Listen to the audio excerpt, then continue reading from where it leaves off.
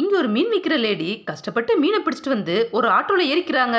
அங்க இருக்கிற பூனையும் இவங்க கூடவே சேர்ந்து அந்த ஆட்டோல ஏறிக்குது. இவங்க அந்த ஆட்டோல போகும்போது அவங்களுக்கும் சொந்தமா ஆட்டோ வாங்கணும்னு ரொம்ப ஆசை. அவங்க அதை நினைச்சு பார்த்துக்கிட்டே வண்டியில வர்றாங்க. கொஞ்ச நேரத்துல அவங்க இறங்க வேண்டிய மார்க்கெட் வந்துருது. இந்த லேடி இறங்கிட்டு அவங்க மீன் விக்கிற இடத்த கிளீன் பண்றாங்க.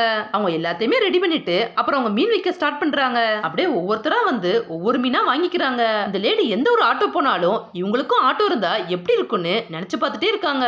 இப்படி நினைச்சு பார்த்துக்கிட்டே அவங்க கிட்ட இருக்கிற மீனை வித்துட்டு இருக்காங்க. அப்போ அவங்க ஒரு பேப்பர் எடுத்து பாக்குறாங்க. அதுல தீபாவளி ஆஃபரா ஒரு ஆட்டோவை குறைஞ்ச விலையில கொடுப்போம்னு நோட்டீஸ் போட்டிருக்கு. இவங்க அந்த பேப்பரை பத்திரமா எடுத்து வச்சு அதை பார்த்துட்டே தான் கனவு வந்துட்டு இருக்காங்க. கொஞ்ச நேரம் கழிச்சு அவங்க கிட்ட இருக்க எல்லா மீனும் வித்துருது.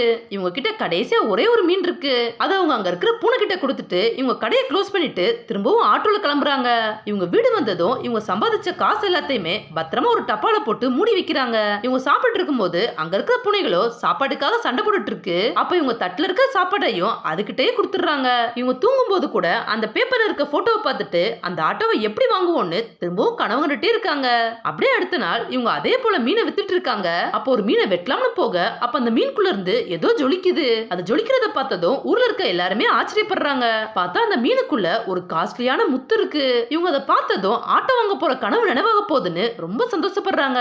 அதே நேரம் சுத்தி இருந்த எல்லாருமே அந்த முத்தை எடுக்கலாம்னு பாக்குறாங்க. உடனே இவங்க கையில கத்தி வச்சு எல்லாரையுமே மிரட்டி அங்க இருந்து போக வச்சிடறாங்க.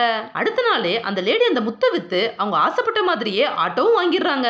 அந்த பூனையும் இவங்க கூட சேர்ந்து ஆட்டோல ஜாலியா வந்துட்டு இருக்கு. இவங்க ஆட்டோ ஓட்டிக்கிட்டே இவங்களை எப்பவும் கூட்டிட்டு வந்த ஆட்டோக்காரை முன்னாடி வந்து நிக்கிறாங்க. அந்த ஆட்டோக்காரங்கிட்டையும் கொஞ்சம் காசு கொடுத்துட்டு ஜாலியா ஆட்டோல போறாங்க. அவங்க அந்த மீனை எடுத்துட்டு அவங்களோட ஆட்டோலே கொண்டு வர்றாங்க. அதை விற்கலாம்னு கடையை போட்டு உட்கார்றாங்க. அப்ப கடையில வித்துட்டு இருக்கும் போதும் அப்பப்ப வந்து அந்த ஆட்டோவை பார்த்து ரசிச்சுக்கிட்டே இருக்காங்க. அப்புறம் அடுத்த நாள் இவங்க அந்த ஆட்டோல மீனை வச்சு கொண்டு வரும்போது ஒரு மீன் அந்த ஆட்டோல விழுந்துருது. இவங்க அந்த மீன் எடுத்து மோந்து பாக்குறாங்க.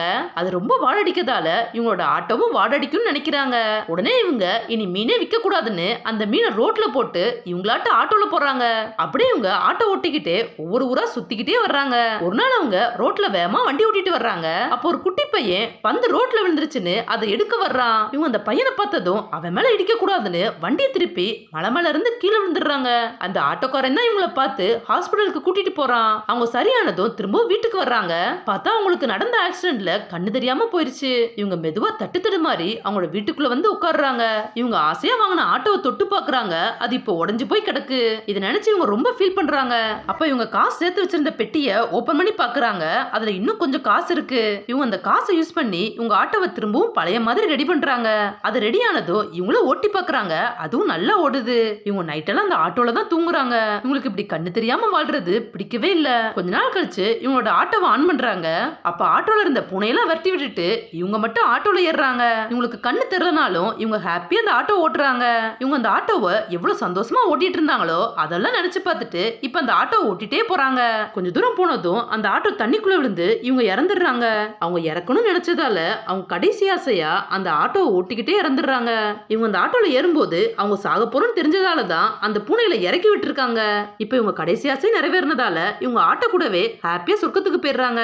அவங்க அங்க இருக்கிற மேகத்தை வச்சு அவங்க ஆட்டோவை கிளீன் பண்ணிட்டு ஜாலியா அந்த ஆட்டோவை ஓட்டிட்டு போறாங்க.